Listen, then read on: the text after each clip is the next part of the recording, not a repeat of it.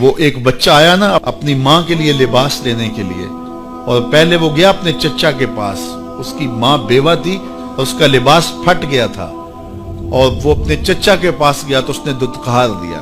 ماں نے اس کو روکا تھا بیٹا نہ جانا، لیکن اس نے کہا کہ تیرے بدن کے اوپر جو لباس ہے وہ بھی پھٹ گیا ہے اور جگہ جگہ سے جسم جھلک رہا ہے، تو میں اپنے چچا سے آپ کے لیے لباس لے کے آتا ہوں۔ پھر جو رویہ اس نے اختیار کیا تو واپس روتا ہوا آ رہا تھا، تو کسی نے راستے نے پوچھا کہ کیا ماجرا ہوا؟ اس نے کہا چچا کے پاس گیا تھا ماں کے لیے لباس لینے، اس نے تو لا کے بھیج دیا۔ اللہ اکبر۔ تو اس نے کہا کہ جا سین حرم میں محمد نام کا ایک شخص بیٹھا ہوا ہے، اگر تو اپنا دکھڑا اس کے سامنے پیش کرے تو وہ امید ہے تمہیں رد نہیں کریں گے، لیکن سن لے ان کا دین کوئی اور ہے۔ اللہ اکبر۔ اپنے ماں کے پاس آیا تو ماں کو کہا کہ چچا نے تو لا کے بھیج دیا، لیکن آپ کی حالت مجھ سے دیکھی نہیں جا رہی۔ بچہ ابھی شعور کی منزلوں میں قدم رکھ رہا تھا، پہلے بہت چھوٹا تھا، اب اس کے اندر ایک جذبات تھے بچے کے اندر۔ تو ماں نے کہا کہ بیٹا نہیں، ان کے پاس نہیں جانا، سنا ہے کہ جو ان سے ملے دین دھرم چھین لیتے ہیں اس کا۔ اللہ اکبر۔ تو حضور علیہ الصلوۃ والسلام کے پاس جانے سے ماں روکنے لگی، لیکن بچے نے کہا کہ امی میں پکا رہوں گا، بتوں کا وفادار رہوں گا، تم اس ٹینشن کو، اس پریشانی کو چھوڑ دو۔ اور حضور کی خدمت میں حاضر ہوا۔ حضور صحن حرم میں چادر اوڑے بیٹھے ہوئے تھے، اور جا کے کہنے لگا میں پہلے بات آپ سے کر لیتا ہوں، آپ کا دین میں نے قبول نہیں کرنا۔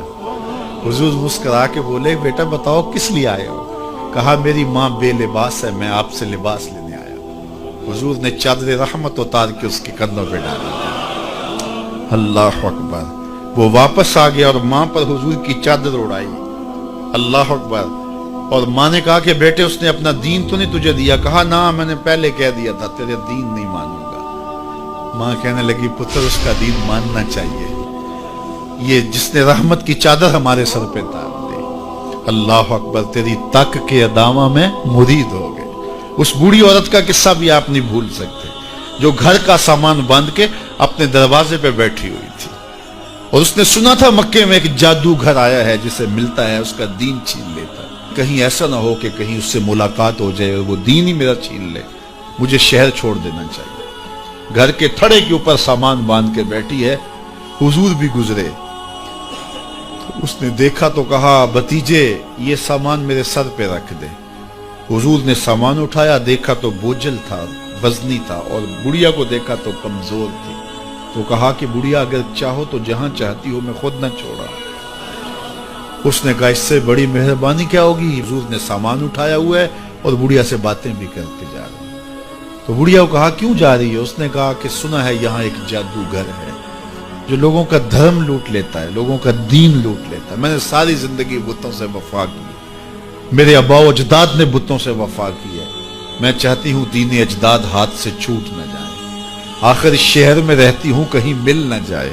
خیر حضور نے کچھ نہیں کہا، اس کا سامان نہیں پھینک دیا کہ ٹھیک ہے تم پھر جاؤ۔ سامان اس کا اٹھایا اور جہاں تک اس نے جانا تھا سامان پہنچایا، سامان سپرد کر کے واپس پلٹنے لگے۔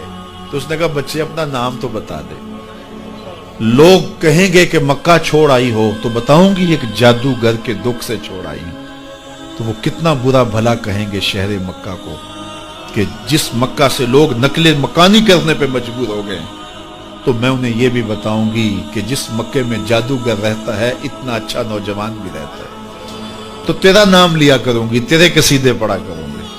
تو حضور علیہ السلام مسکرا پڑے، کہا بڑھیا جس جادوگر سے بھاگ کے آئی ہے وہ تیرے سامنے کھڑا ہے۔ اس نے کہا سچ سے آپ ہی محمد ہیں؟ حضور نے فرمایا نام میرا یہی ہے۔ تو اس نے کہا پھر آپ کا جادو میرے پہ چل گیا ہے۔